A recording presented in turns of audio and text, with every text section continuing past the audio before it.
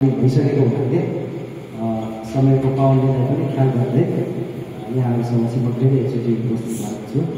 अब हामीले जुन हिसाबमा जुन मोटो जुन उद्देश्यका साथ सानो हिसाबमा सोच गराएर हाम्रो सल्लाहकार सरले अध्यक्ष सरले बताए बमोजिम हामी देशका विभिन्न कुना आन्दोलनमा पुगेर जुन हिसाबमा सङ्गठन निर्माणको प्रक्रियामा हिँड्यौँ त्यही सिलसिलामा आज 15 पछि 10 वर्षपछि है 12 वर्ष त खोले फर्किन्छ भने हाम्रो खान छ, तर 12 वर्ष नकोरिकन 10 वर्षमा हामी चाहिँ यहाँसम्म आएर तपाईँहरूसँग साक्षात्कार यसरी भेटघाट गरेर आफ्ना अनुभवहरू साटासाट गरेर होइन जुन हिसाबमा जुन सोचले गर्दा हामी एक ठाउँमा हुन पार्दैछौँ त्यो भनेको के हो भने हामीसँग रहेको हाम्रो प्रोफेसर हो, त्यसले नै हामीलाई जोडेर आज तपाईँ हामीसँगै आपसमा भएका छौँ। त्यसले हामी सदैव मानव जातिको उन्नतिमा लागिरहने अगाडि नै हाम्रो अध्यक्षज्यूले भनिसक्नुभयो जुन हाम्रो 4वटा मूल मन्त्र छ त्यो मन्त्रलाई आत्मसात गर्दा अगाडि बढिरहने त्यो सबै चिजको मुख्य चिज भनेको के हो भने हाम्रो प्रोफेसन हो। प्रोफेसन बाँच्यो भने तपाईँ र हामी फेरि पनि यस्ता अनेकौँ प्रोग्रामहरूमा भेटिँदै गइन्छ होइन, आफ्ना आउने सन्ततिहरूलाई सिकाउँदै गइन्छ। कहिले पनि आफूबाट मात्रै हुने होइन रहेछ।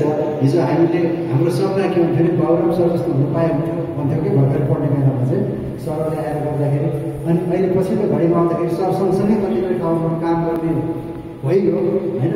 यसको अर्थमा के हो भने सरहरूभन्दा हामी माथि गयो भन्ने होइन कि, तर उहाँले डोराएर हामी त्यहाँसम्म पुग्ने भयौँ। अघि भर्खरै पनि एउटा चाहिँ मिठो संयोग मान्नुपर्छ, हाम्रो उहाँ सरको इन्टरभ्यूमा सरै पुग्नु भएको होइन। हामी कहीँ न कहीँ कतैबाट जोडिँदै रहन्छौँ। त्यही भएर आफ्नो अनुभवहरू साटासाट गर्दै हामीले यो मेन ठिक भनेको के भने हामी यो लेभलमा छौँ, पढ्दै गरेका भाइ बहिनीहरू हामीभन्दा पछि आउँदै गरेका भाइ बहिनीहरूलाई हामीले एउटा असल बाटोमा देखाउन सक्यौँ भने हामी कहाँ समस्या के हो भने इन्टर फ्याकल्टीको समस्या छ। हामी फार्मासिस्टले मात्रै आफ्ना गुनासोहरू आफैमा गई गरेर केही पनि हुनेवाला छैन। त्यही भएर हामी बाहेकका फ्याकल्टीहरूको हेल्थको टिममा जो अरू बाँकीहरू हुनुहुन्छ उहाँहरूसँगको सम्बन्ध विस्तार गर्नुपर्छ र कम्युनिटीलाई हामी हो भनेर अघि हाम्रो सल्लाहकार सरले भन्नुभयो जस्तो चिनाउनुपर्छ। त्यो चिनाउने भनेको अब के हो भने पढ्ने बाटो हामीले सकाएर सर्भिसको बाटोले चिनाउने हो।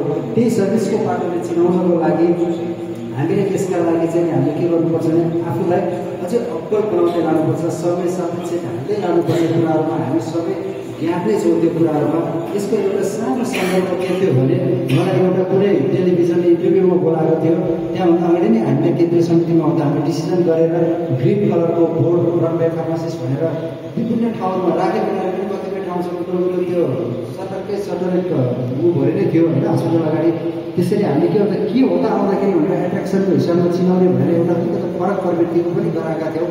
केही यस्ता नयाँ कुराहरूलाई हामी लाँदै जानुपर्छ। त्यो भनेको के भने पब्लिकलाई हामी जोडिने कुराहरूमा चाहिँ हामीले सर्भिसले गर्दाखेरि उनीहरूलाई हामीप्रति एट्र्याक्सन गराउने मात्र भने औषधि नै लिन हामी कहीँ आउनुपर्छ भन्ने कुरा चाहिँ हुँदैन।